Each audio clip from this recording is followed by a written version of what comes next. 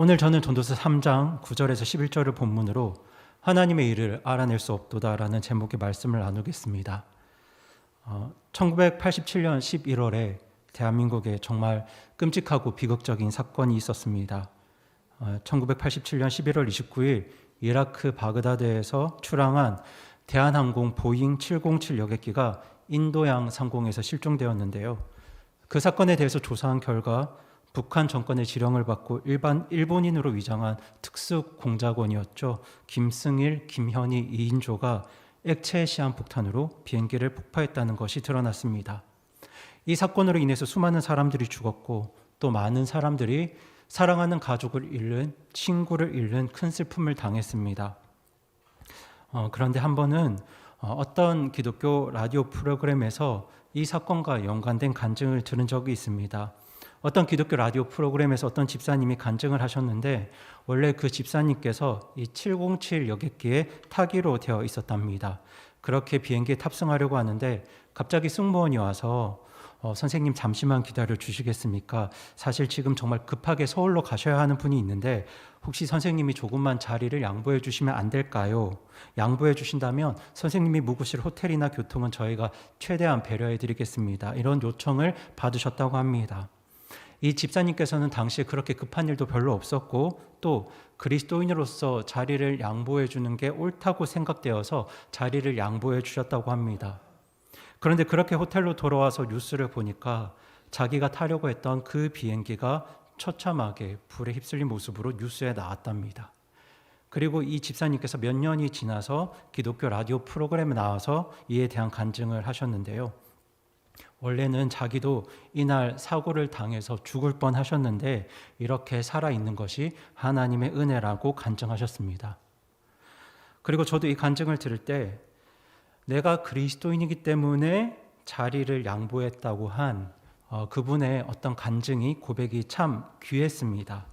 그리고 하나님의 은혜로 도우심으로 건짐받았다는 이분의 고백 역시 정말 하나님을 향한 진심 어린 감사였기 때문에 이분의 간증과 고백이 정말 귀했습니다.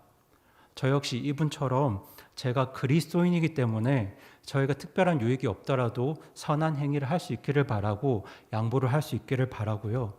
그리고 또 위험과 사고로부터 건짐받는 그런 하나님의 보호하심과 은혜가 저와 여러분의 삶에도 끊이지 않기를 정말 간절히 소망합니다. 저는 정말 하나님께서 이분의 양보와 선한 행위를 기뻐하셨다고 믿고요. 그리고 하나님께서 이분의 삶이 연장되는 걸 허락해 주셨다고도 믿습니다. 하지만 다만 우리가 이런 간증들을 들을 때 정말 주의해야 할 것이 한 가지가 있는데요. 그것은 한 사람에게 일어난 그 사건을 기준으로 해서 다른 사람의 인생을 해석하는 것이 매우 위험하다는 사실입니다. 사실 우리가 우리 인생에서 일어나는 사건들보다 더 중요한 건 그 사건에 대한 해석입니다. 우리의 삶을 좌우하는 건 우리 삶에 어떤 사건이 일어났는가가 아니라 사실 그 사건을 어떻게 해석하는가에 달려 있다고 해도 그게 과언이 아닌데요. 그만큼 우리 삶에 대한 해석이 중요하고 특별히 우리 삶 가운데 어떤 사건들이 일어날 때 그 사건을 어떻게 해석할 것인가가 굉장히 중요한데요. 우리가 이런 간증들을 들을 때 그분이 경험한 사건에 대한 그 해석을 다른 사람들에게 똑같이 적용하는 건 사실 굉장히 위험한 일입니다. 예를 들면 칼기 폭파 사건을 피하셨던 이 집사님 한 분의 삶을 기준으로 해서 당시 사고를 당했던 다른 분들의 삶을 해석하는 건 굉장히 위험한 일이겠죠. 분명 이 집사님은 예수님을 사랑하는 분으로 양보와 선한 행위를 통해서 하나님께 기쁨을 드렸습니다. 그리고 어떻게 보면 사고로 죽을 수 있는 그 상황에서 그 생명이 연장되는 은혜도 받았습니다. 하나님께서 이분의 삶에 선하게 역사하신 것은 분명합니다. 하지만 이 집사님의 상황을 놓고 이분이 자리를 양보하는 선한 행위를 보였기 때문에 그 삶이 연장되는 하나님의 은혜를 누렸다고 해석하는 건 그분의 삶에 대한 적절한 해석일 수는 있겠지만 그분이 아닌 다른 사람에 대한, 다른 사람의 삶에 대한 적절한 해석일 수는 없다고 생각합니다. 만약 이런 해석을 다른 사람에게도 적용한다면 과연 그때 급한 일이 있어서 이 집사님 대신에 서울 비행기를 탄 그분은 하나님의 저주를 받은 것일까요? 그 폭발하는 비행기 속에서 처참히 죽어간 그 115명은 무언가 잘못해서 아니면 양보하지 않았기 때문에 하나님으로부터 벌을 받은 것이겠습니까? 하나님께서 이 집사님에게만 은혜를 주셨고 나머지 115명에게는 저주와 벌을 주신 것일까요? 사실 성경은 사람의 인생에 대해서 이런 식으로 해석하지 않습니다. 성경은요, 이 세상에서는 의로운 자들도 아무 이유 없이 나쁜 일들을 경험할 수 있고 악한 자들에게도 좋은 일들이 일어날 수 있다고 말씀합니다. 여기에 대한 말씀이 전도서 8장 14절에 나오는데요. 우리 전도서 8장 14절 말씀을 함께 읽어보겠습니다. 성경을 찾으셔도 좋고 그리고 화면에 보시는 말씀을 읽으셔도 좋습니다. 우리 다 함께 전도서 8장 14절 말씀입니다. 같이 읽겠습니다. 시작. 땅에서 이루어진 헛된 것이 있나니 곧 의로운 자들이 있는데 그들에게 사악한 자들의 행위에 걸맞는 일이 일어나며 또 사악한 자들이 있는데 그들에게 의로운 자들의 행위에 걸맞는 일이 일어나는 것이라. 내가 이것도 헛되다고 말하였노라. 아멘. 여러분 이 말씀을 보시기 바랍니다. 땅에서 이루어진 일들이 헛되다고 말씀하는데 그 이유 중에 하나가 바로 의로운 자들에게 사악한 자에게 걸맞는 일들이 일어나고 있고요. 사악한 자들에게 의로운 자에게 걸맞는 일이 일어나고 있다고 합니다. 이걸 쉽게 말하면 의로운 자들이 어려운 일을 당할 수도 있고 사악한 자들이 복과 같은 좋은 일들을 경험할 수도 있다는 말씀입니다. 우리 삶 가운데 이런 일들이 너무 자주 일어나기 때문에 전도서 8장 14절은 땅에서 이루어지는 일들이 헛되다고 말씀하고 있죠. 사실 저는 정말 의로운 분들이 하나님 앞에 선한 행위를 하는 분들이 큰 복을 누리셨으면 좋겠고요.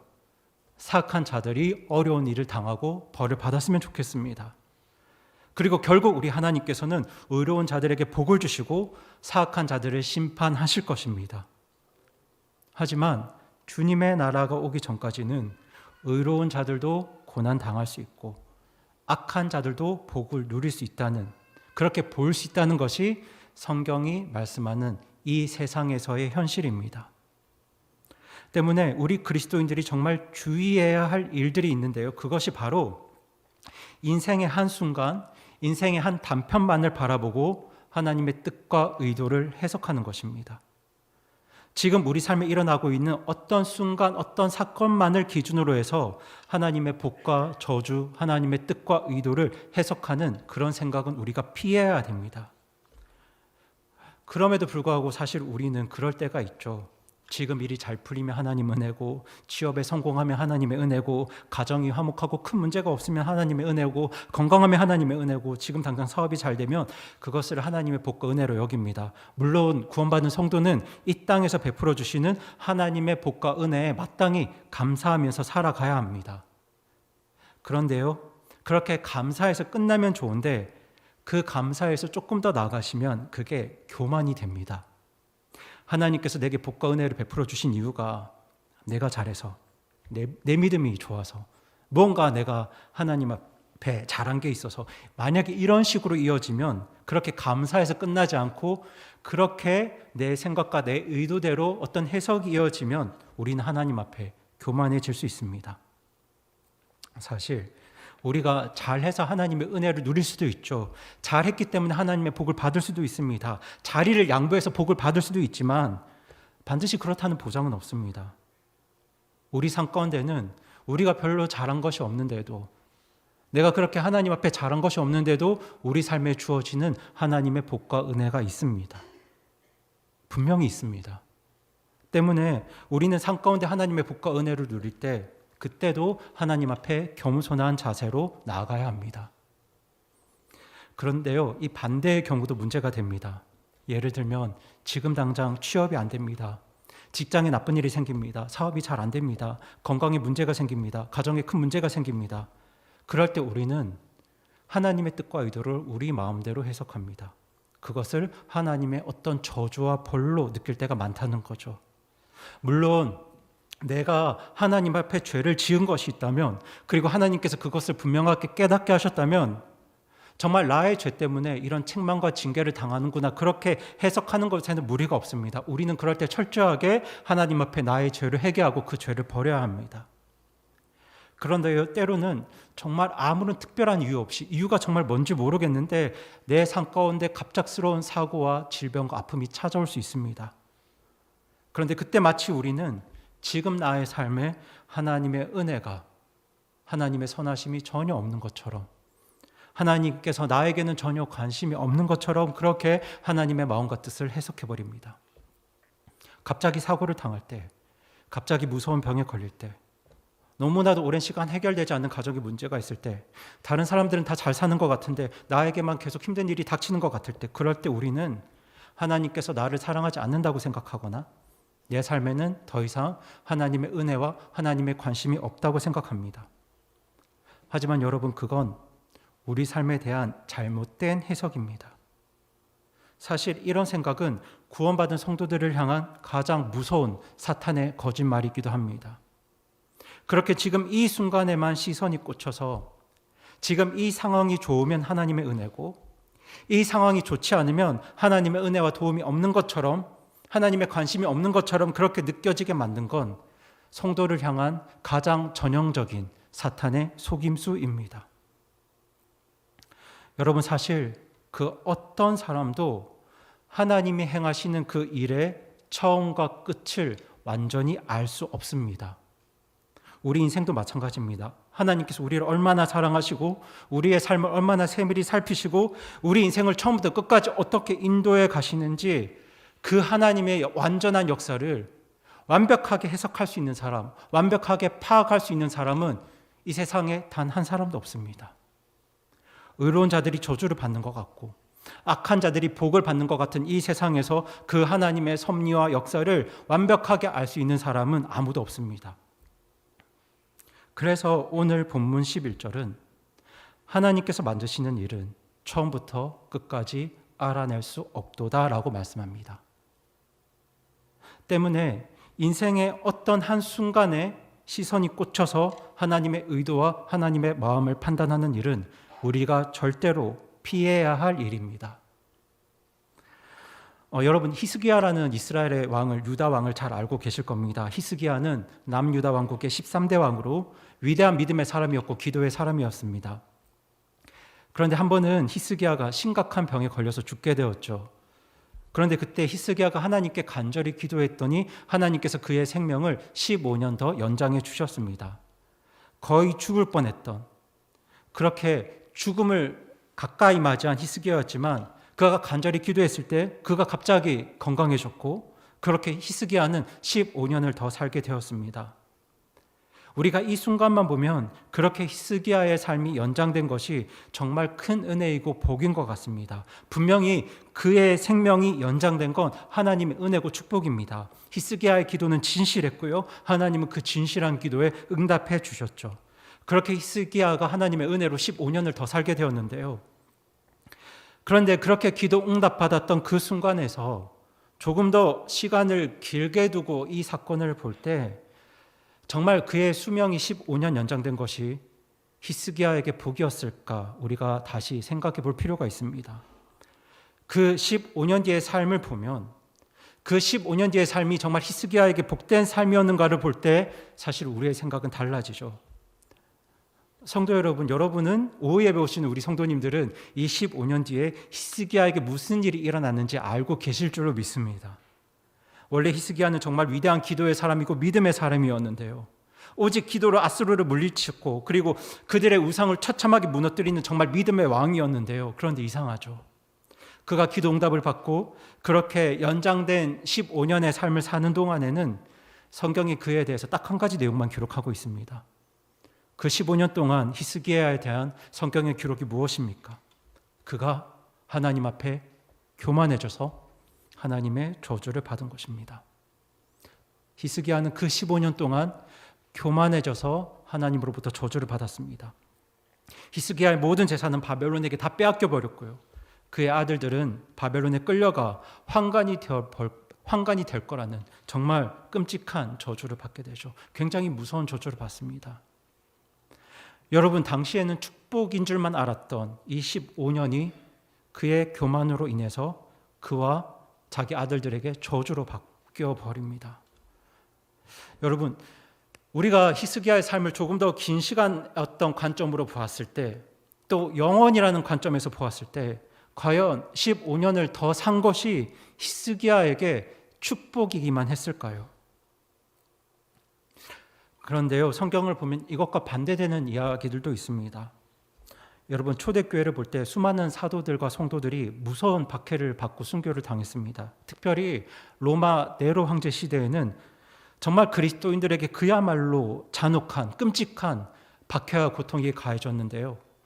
이 주후 64년 7월 18일에서 19일로 넘어가는 자정경에 로마시에서 불이 납니다. 대화재가 일어나게 되는데, 당시 로마시에 일어났던 대화재로 인해서 로마시 14개 행정구역 중에서 10개 지역이 완전히 소실됩니다. 그리고 그 불이 일주일 동안 꺼지지 않았습니다. 그런데 성도 여러분, 그때 로마 시민의 입장에서 그 사건을 바라보게 되면요, 수많은 로마 시민들이 그 일주일 동안 무엇을 목격했는지 아십니까? 화재 속에 죽어가는 사랑하는 내 부모님, 불을 뚫고 나오지 못해서 거기에서 죽어가는 나의 부모님, 나의 자녀, 내 임신한 아내, 내 가족, 내 친구, 불 속에 다 죽어가는 내 사랑하는 가족과 지인과 친구들의 그 모습을 일주일 동안 지켜보아야 했습니다. 여러분, 정말 끔찍한 상황이었고 처참한 상황이었죠. 수많은 사람들이 엄청난 상실감과 분노를 경험하게 됩니다. 그때 로마 시민들이 어떻게 반응했겠습니까? 여러분, 우리나라에 세월호 참사와 이태원 참사가 일어났을 때 그때 국민들의 반응을 기억하시죠?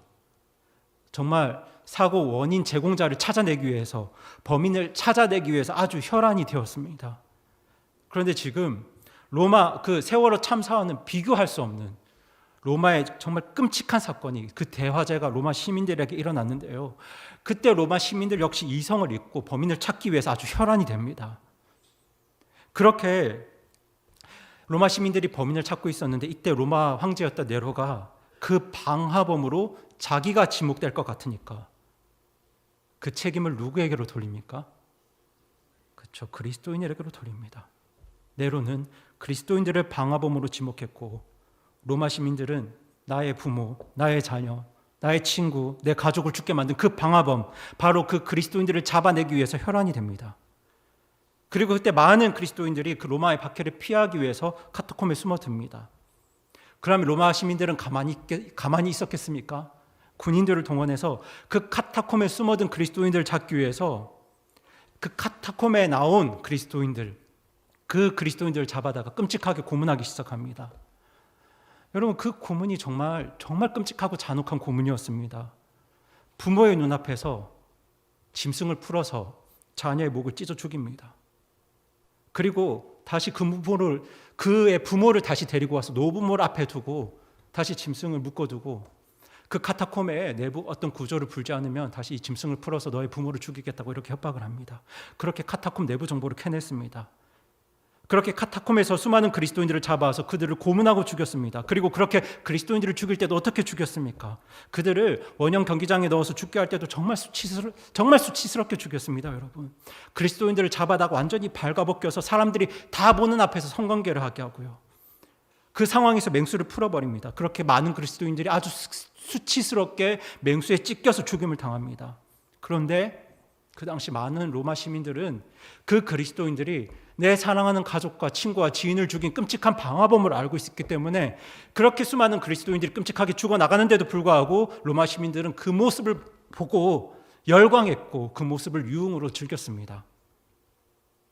그렇게 그리스도인들을 죽이기 위한 온갖 극악하고 잔인한 방법이 동원되었고요, 그리고 그때 네로 황제는 자기 책임을 피하기 위해서, 그리고 정말 처참한 고통과 상실감을 가진 그 로마 시민들의 분노를 풀어주기 위해서 이 모든 일들을 허락합니다. 허용합니다. 그런데 그때 정말 많은 그리스도인들이 하나님께 부르짖었습니다. 정말 하나님께 부르짖었습니다. 하지만 그렇게 하나님께 부르짖은 수많은 그리스도인들이 처참하게 고문당했고 잔인하게 죽임을 당했죠. 정말 의로운 자들이었지만 사악한 자들에게 걸맞는 그런 일들이 그들에게 일어났습니다. 그 당시에는 하나님께서 수많은 그리스도인들의 기도에 응답하지 않는 것 같았고요. 마치 하나님의 저주를 받아서 끔찍한 고통과 죽임을 당하는 것 같았습니다. 하지만 여러분, 우리가 이 시간의 간격을 조금 더 넓혀서 믿음으로, 영원의 관점으로 이 사건을 바라볼 때 우리의 생각이 조금 달라질 수 있습니다. 왜냐하면 당시에는 저주인 것 같았습니다. 그 순간에는 저주라고만 생각했습니다. 그렇게 버리고 저주라고 생각했던 그 일이 영원이라는 하나님의 시각에서 바라보니 생명의 면류관이 그들에게 있었고 영광의 면류관이 그들에게 있었습니다. 네로하제 당시에 정말 그리스도인들이 당한 고문과 박해와 죽음은 정말 잔인하고 끔찍한 것이었지만 정말 그 죽음이 그들에게 저주이기만 했을까요? 성도 여러분, 오늘 우리가 읽은 본문 앞부분 전도서 3장 2절부터 8절까지를 한번 눈으로 보아주시기 바랍니다. 전도서 3장 2절부터 8절까지는 인생의 수많은 때에 대해서 말씀하고 있죠.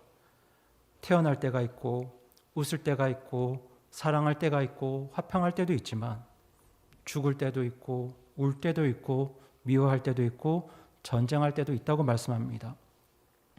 그렇게 삶과 죽음이 함께하고 즐거움과 슬픔이 공존하는 것이 바로 우리의 인생입니다. 그런데 여러분, 2절에서 8절까지 보시면 계속해서 반복되는 짧은 한 글자 한 단어가 있죠. 보시는 것처럼 바로 때라는 단어가 반복돼서 사용되고 있습니다. 이 때라는 단어가 히브리어로는 에트라고 하는데요. 영어의 at과 비슷합니다. 이 at는 어떤 기간을 나타내는 단어가 아니라 결정적인 사건이 일어나는 어떤 순간을 뜻하는 단어입니다. 그러니까 이 때는 at는 순간적인 시간입니다.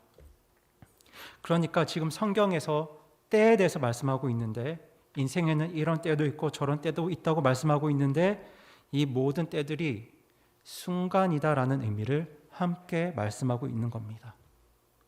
세상 일은 이렇게 순간순간 지나가는데 근데 이것과 대비되는 구절이 바로 오늘 본문 11절에 있습니다.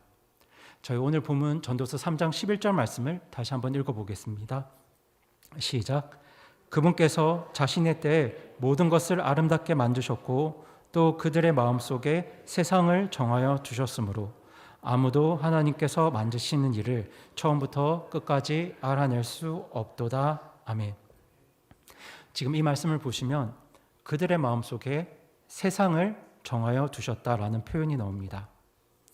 이 여기서 세상이라는 단어가 히브리어로는 올람이라고 하는데요. 여기 이 올람은 두 가지 뜻이 있습니다. 하나는 세상이라는 뜻이고 다른 하나는 영원이라는 뜻이 있습니다. 세상과 영원 이 두 가지 뜻이 다 들어있는 단어가 바로 올람입니다. 그래서 흠정역 성경은요, 이 올람이라는 단어를 세상이라고 번역했고요. 개역 성경은 이 단어를 영원이라고 번역했습니다. 성경은 한 단어를 한 단어로만 번역해야 되니까 흠정역 성경은 영원과 세상 중에 세상을, 개역 성경은 영원과 세상 중에 영원을 선택했는데요. 그러니까 이 올람이라는 단어의 뜻은 사실 영원한 세상을 뜻하는 말입니다. 그렇다면 11절에서 말씀하는 이 올람, 이 영원한 세상이 어떤 세상이겠습니까? 바로 하나님의 세상, 하나님의 영원한 나라를 뜻하는 말입니다. 이게 지금 무슨 말이냐면 2절에서 8절까지 그렇게 우리의 삶에 우리의 세상은 순간순간 지나가지만 하나님께서는 사람들의 마음속에 영원한 하나님의 세상을 정해 두셨다고 말씀하는 겁니다. 2절에서 8절까지는 계속해서 순간의 시간, 에트를 이야기합니다. 시시각각 변하는 인생의 많은 순간들을 이야기합니다. 그리고 분명 하나님은 이 에트의 시간을, 에트의 세상을, 삶을 우리에게 허락하셨습니다. 우리는 그 에트의 세상에서 사랑하기도 하고 미워하기도 하고 기뻐하기도 하고 슬퍼하기도 하고 화평하기도 하고 싸우기도 합니다. 우리는 그 에트의 세상에서 이 모든 순간들을 경험합니다. 그리고 이 순간들이 우리에게 다 의미가 있습니다. 하지만 하나님께서 우리에게 주신 세상은 이 에트의 세상만 있는 게 아닙니다. 에트의 시간만 있는 게 아니죠. 순간의 세상만 있는 게 아닙니다. 사실 오늘날 많은 불신자들은 이 순간의 세상이, 순간의 시간이 끝나면 다 끝난다고 믿습니다. 하지만 아닙니다. 하나님께서는 우리들에게 올람을 정하여 두셨습니다. 또 다른 시간, 또 다른 세상, 바로 그 영원한 세상 올람을 하나님께서 정해 두셨습니다. 주님의 영원한 세상, 주님의 영원하신 나라. 그 세상을 우리 마음속에 정하여 두셨는데 여러분께 여쭙습니다. 성도 여러분은 주님께서 우리 마음속에 정해주신 그 세상, 그 주님의 영원한 나라를 마음속에 간직하고 계신가요? 여러분이 정말 마음속에 그 세상을 가지고 계신다면 우리의 삶은 달라집니다. 삶에 대한 우리의 해석도 달라집니다. 사업이 잘 됩니다. 직장일이 잘 풀리고요. 건강합니다. 가정에 아무런 문제가 없습니다. 그러면 우리는 힘이 나겠죠. 신날 것 같습니다. 그런데 갑자기 사업에 실패합니다. 갑자기 사고가 일어납니다. 갑자기 큰 병에 걸립니다. 자녀들이 정말 말썽을 부립니다. 가정에 계속해서 문제가 생깁니다. 그런 순간에 우리에게 이 에트의 세상만 있다면, 이 순간의 세상만 있다면 우리는 울 수밖에 없습니다. 낙심할 수밖에 없습니다. 좌절할 수밖에 없습니다. 하지만 우리에게는 또 다른 세상이 있죠. 바로 영원한 주님의 세상인 올람입니다.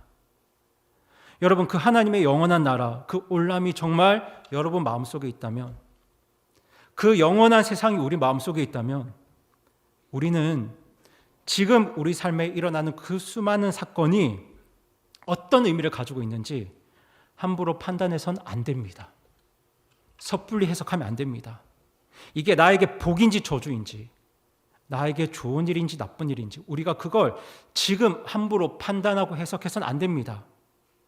왜냐하면 하나님께서 만드시는 일은 처음부터 끝까지 알아낼 수 없기 때문입니다. 우리의 눈으로 이 순간의 관점으로 우리 삶에 행하시는 하나님의 역사와 섭리들을 함부로 판단할 수 없다는 말씀입니다. 물론 우리는 어려운 일을 당할 때 슬퍼할 수 있습니다. 갑작스러운 사고를 당한 그 가족으로 인해서 아파할 수 있습니다. 갑자기 엇나가는 자녀들로 인해서 낙심하고 실망할 수 있습니다. 그럴 때 우리는 더 하나님 의지하면서 하나님께서 도와주시고 하나님이 이 문제를 해결해 주시기를 우리가 간절히 기도해야 합니다. 그렇게 하나님의 도움을 구해야 되지만 이 일이 정말 어떤 의미를 가지고 있는지 그 사건을 해석하는 일은 잠시 뒤로 미뤄두셔야 합니다. 왜냐하면 사람은 하나님의 일을 완벽하게 알 수 없기 때문입니다. 사람인 우리의 하나님을 향한 가장 합당한 태도는 모든 상황 속에서 온전히 하나님을 신뢰하는 것이고 그 하나님의 일하심 앞에 겸손한 것입니다. 물론 우리는 지금 우리에게 주신 이 에트의 순간의 세상을, 순간의 삶을 잘 관리해야 합니다. 기뻐할 때는 정말 기뻐하시고요. 슬퍼할 때는 정말 슬퍼하면서 그렇게 최선을 다해서 지금 인생과 삶을 보내셔야 합니다. 그리고 지금 우리의 삶을 하나님 앞에, 사람들 앞에 더 아름답게 세워가기 위해서 순간의 노력들을 다 하셔야 됩니다. 하지만 우리가 이 에트의 세상만 집중한다면, 이 순간의 삶에만 집중한다면 우리는 둘 중에 하나일 거라고 생각합니다. 쉽게 교만해지거나 쉽게 절망하거나 둘 중에 한 길을 걸어갈 것입니다. 우리가 이 순간의 삶에만 집중할 때 우리에게 어떤 일이 일어날까요? 일이 잘 풀린다? 그러면 쉽게 교만해질 겁니다. 반대로 일이 안 풀리고 꼬여만 갈 때 우리는 쉽게 좌절하고 낙심하겠죠. 하지만 주님께서 우리 마음속에 주신 그 올람, 그 영원한 주님의 세상을 마음속에 간직하고 살 때 그때 우리는 교만하려 할 때 겸손할 수 있고 낙심할 수밖에 없을 때 하나님의 위로를 얻을 수 있다고 저는 믿습니다. 오늘 이 자리에 오신 여러분도 이 애트의 세상 속에서, 순간의 삶 속에서 정말 수많은 생사화복을, 인생 고락을 경험하고 계신 줄로 압니다. 어떤 분들은 하나님이 주신 그 복과 은혜 아래 기뻐하고 즐거워하고 사랑하면서 지금 삶을 살고 계실 거고요.